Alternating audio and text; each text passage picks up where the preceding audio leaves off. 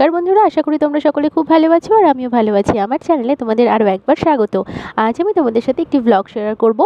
আজ ছিল রবিবার, তো আজ আমি, মা, মামি এবং সেজো মাসি গিয়েছিলাম মুভি দেখতে জলপাইগুড়ি SVF সিনেমাসে।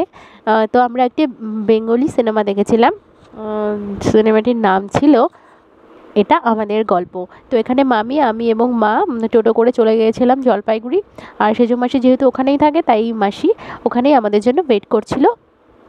যে এখানে এসে আমরা মাসিকে জয়েন করলাম। এখন আমরা চলে যাব সিনেমা হলের ভেতরে। মাসি আগেই টিকিট কেটে রেখেছিল আমাদের চারজনের। এখন আমরা ভেতরে যাচ্ছি। এই যে SVF সিনেমা, আর পাশেই গল্প রেস্টুরেন্ট। তো আমরা সিনেমা দেখতে SVF সিনেমাসে চলে গেলাম। এখানে আমরা সবাই এসে দাঁড়িয়ে পড়লাম। মাসির ফোনে যে টিকিটের অর্থাৎ সিট নাম্বারগুলো ছিল সেগুলো মাসি চেক করাচ্ছিল। তারপরে আমরা ঢুকে গেলাম সিনেমা হলে। গিয়ে দেখি অলরেডি সিনেমা শুরু হয়ে গিয়েছে, 2 মিনিট হয়ে গিয়েছে। 5:15 শো ছিল, আমরা 5:17-তে সিনেমা হলে ঢুকেছিলাম।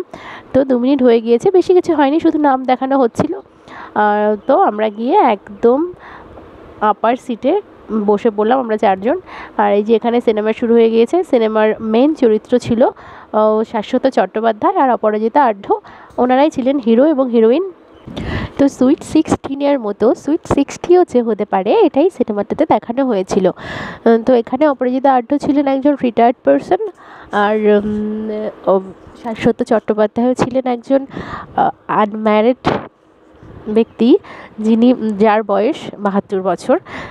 তো এখানে তাদেরই সুন্দর একটি প্রেম কাহিনী বা জীবনের নতুন একটি অধ্যায় 60 বছরের পরে যে শুরু হতে পারে, সেটাই এখানে দেখানো হয়েছে।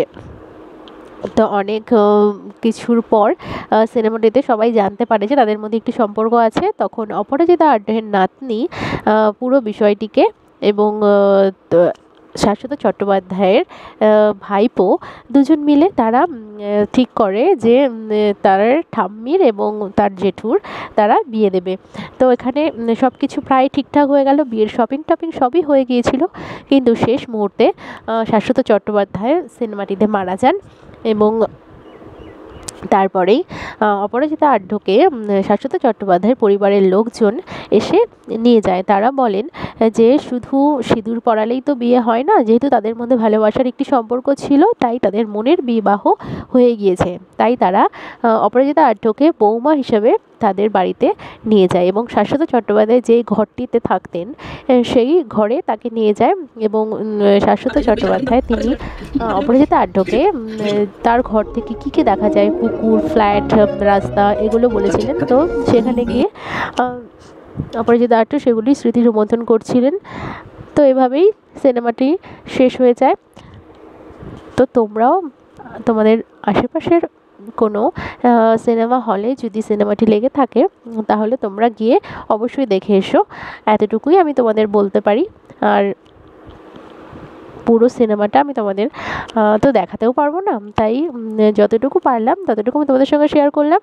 তো আজকের মতো এই পর্যন্তই, দেখা হবে নেক্সট ব্লগে। আর আমরা সিনেমা হল থেকে বেরিয়ে কোথায় গিয়েছিলাম আর কি কি করেছিলাম সেটা এই একটা ভিডিওতে দেখানো সম্ভব নয়, তাই নেক্সট ভিডিও দেখতে হবে সেগুলো জানতে।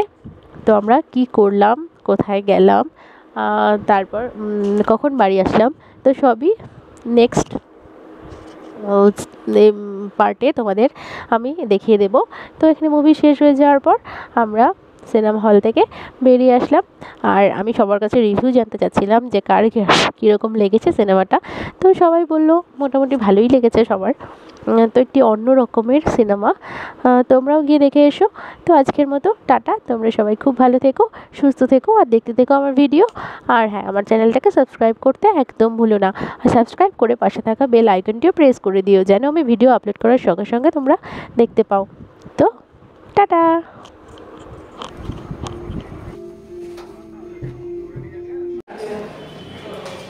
আপনি কথা বলে জানান, ঠিক আছে?